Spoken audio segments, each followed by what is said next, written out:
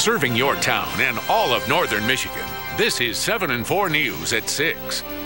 It's still a shocker talking about it. Should never have happened.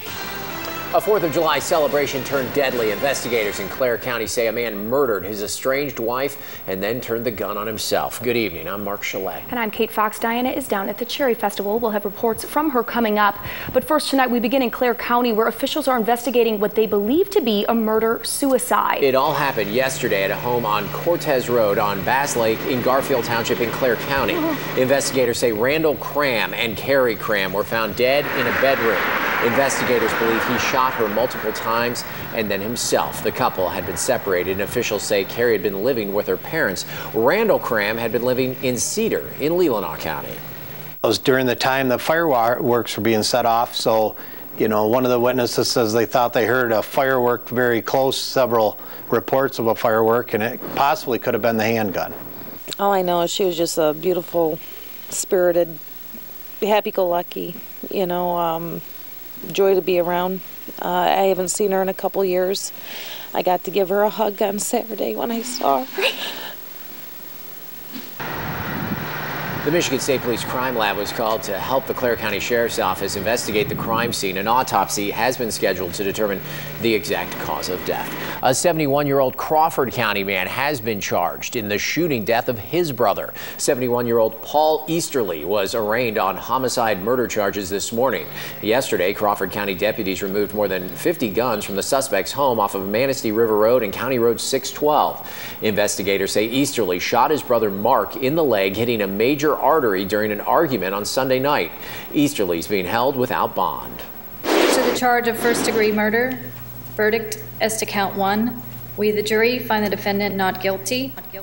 So say we all. A Florida jury has acquitted Casey Anthony of murdering her 2-year-old daughter Kaylee after more than 10 hours of deliberation. Anthony cried after the jury's verdict was read. She could have received a death sentence if she had been convicted of first-degree murder. Anthony was found guilty of several charges for lying. Tonight at 11, we'll hear from a local defense attorney about the case. But right now, let's take a look at what 7 and 4 viewers are saying about it on our Facebook fan page. Beverly comments, "I just don't get it. What are those jurors thinking?" Ryan writes, "I'm truly stunned. I don't even think I'll be able to put into words how I'm feeling right now. I know that justice has not been served." Stacy posts, "From the beginning, I have said that there was just too much that doesn't make sense in this case, and I really think that Casey's mother had something to do with it."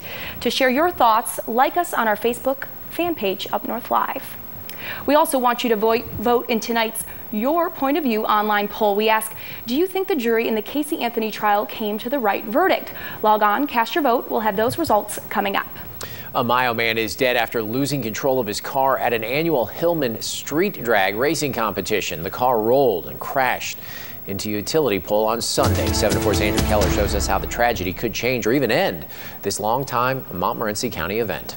Spectators at this weekend's drag races in Hillman tell me that the race got off to a great start, but a few seconds later, they knew something had gone terribly wrong. All of a sudden, the announcers saying for the ambulance people and everybody to come down. This was the damage done to Dwayne Todd Bill's 1981 Chevrolet.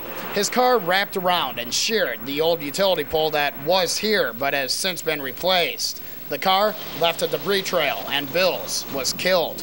We've never had any problems. This is just so sad. Debbie Sidelinker has been on the sidelines for the majority of the 4th of July weekend drag races in downtown Hillman. For 18 years, muscle cars and fast trucks have burned rubber down the 1/8 of a mile Progress Street strip. It's an industrial road on the outer limits of town. And these guys with one single car against the clock is probably as safe as you're going to get. Joe Hepner has put the pedal to the metal in his Chevelle SS at the event for 12 years. Anything like that, you're going to have risk, It wouldn't be much different than speeding down a road with a snowmobile or a four-wheeler like they do. But still, Sidelinker says she knows some of the people in Wheels of Northeastern Michigan, the car club that sponsors the event. And right now, they don't know what they're going to do next year. I've just heard people say they don't even want to think about it.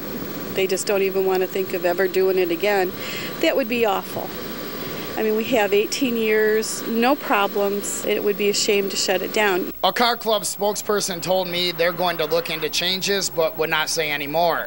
As far as for Hillman, the village manager says he's sure it will be discussed at tonight's council meeting. In Hillman, I'm Andrew Keller, 7 and 4 News.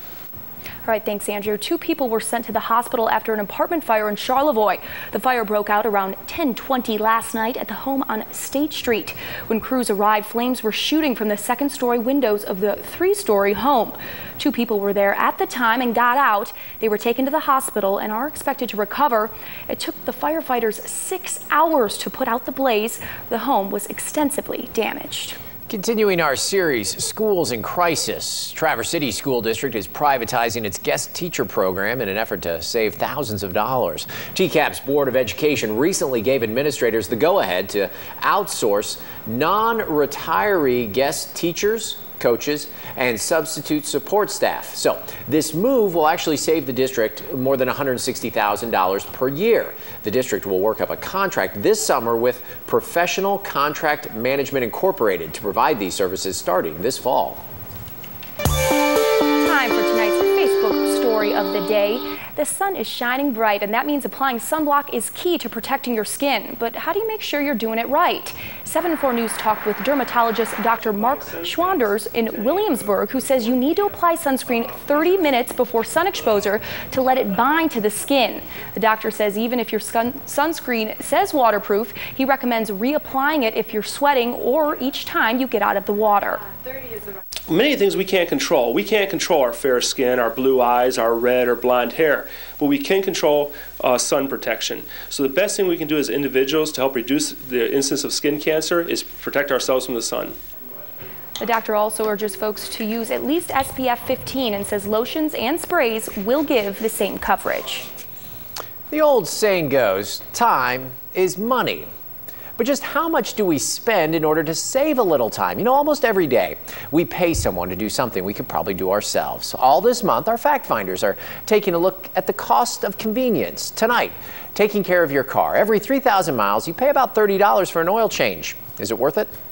Every 3,000 miles, the little sticker says we should probably get it done. Maybe even the light on your dash reminds you. But when most of us see the signs, we pull into some place like Kinney's and pay someone else to change our oil. We're at $29.95 for oil and filter for a 5-quart system, and that is pretty standard for most shops. But is it worth it? I mean, what is the cost of convenience? To decide if it pays, you kind of have to know what you're paying for. What does it take to change your oil? Get the oil drained, and then usually use that same catch pan to drain the filter, because there's going to be some oil in there as well. Get the filter and plug back in it, get back up to the top, and fill it with oil. That at most shops takes about 15 minutes, costs about $30. Technically, it's not that hard to change your oil, even if you're not much of a grease monkey. So what would it take to actually do it yourself? Well, you have a one-time cost of some tools you'll need. About a $10 filter wrench, and then maybe under $10 for the wrench and socket. Then you need a little bit of knowledge about what type of oil and filter you need. Check your owner's manual, because there are a lot of different options out there these days. For an oil filter, you're going to spend around $5. And for the actual oil, depending on your car, you're probably going to need between 5 and 7 quarts. So your cost per oil, probably you're looking at $3 a quart. So filter and oil alone, not including the cost of the tools, you're looking at around $23, compared to around $30 for the pros to do it. The average driver changes their oil 6 times a year, for a total do-it-yourself savings difference of around $42.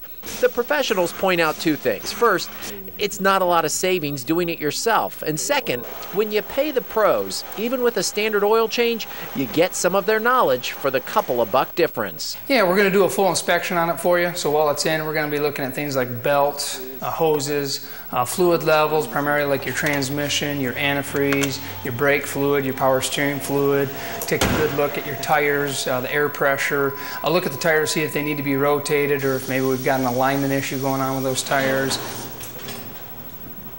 Something else to consider if you want to do it yourself, you still have to get rid of the old oil that you drained out, and that might actually cost you some money as well. So bottom line, when it comes to the cost of convenience, Well, there's not a huge savings in getting your own hands greasy versus letting the pros change your oil.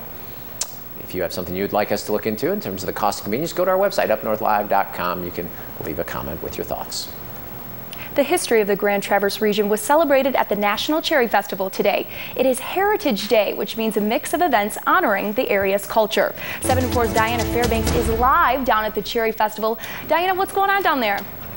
Hi, Kate. Well, you know what? We're taking a little afternoon break. The weather is giving us a little break from the sun, a couple of showers, which is cooling things off a little bit, giving folks a chance also to head right inside the vendors' tents and to see what is new and tasty at this year's National Cherry Festival. And there are some great things. If you haven't been down, you want to make sure you do check it out. Some great things. Earlier today, though, it was really busy, especially for the annual powwow. It is Heritage Day, which means the Grand Traverse Band of Ottawa and Chippewa Indians held their annual powwow full of beautiful colors and sounds.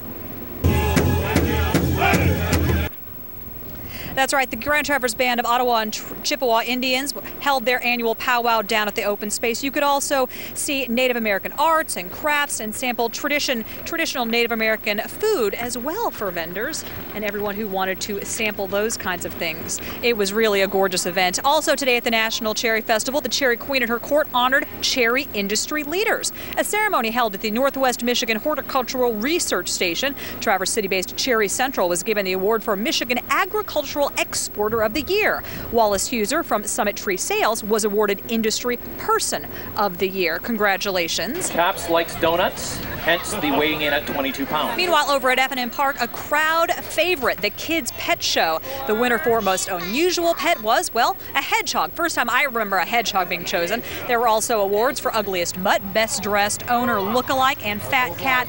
Really, one of the best things to watch. You gotta see it if you haven't seen it before. So many fun events down at the National Cherry Festival. Of course, one of the favorites is always the Cherry Pit Spit. If you haven't done it, you need to do it. It's been around for probably the whole 85 years the National Cherry Festival's been around. But coming up, we're going to get an inside look at what it takes to make sure your Cherry Pit Spit really goes the distance. That's coming up on 7-4 News at 6. Hedgehog? Hedgehog. I don't know what a hedgehog looks like. Well, as far as the weather goes, it's not bad. We're getting a little breeze, a little light rain. Other places are getting some heavy rain. We're going to talk about the forecast and show you the radar in a couple minutes. First, your fish and game report.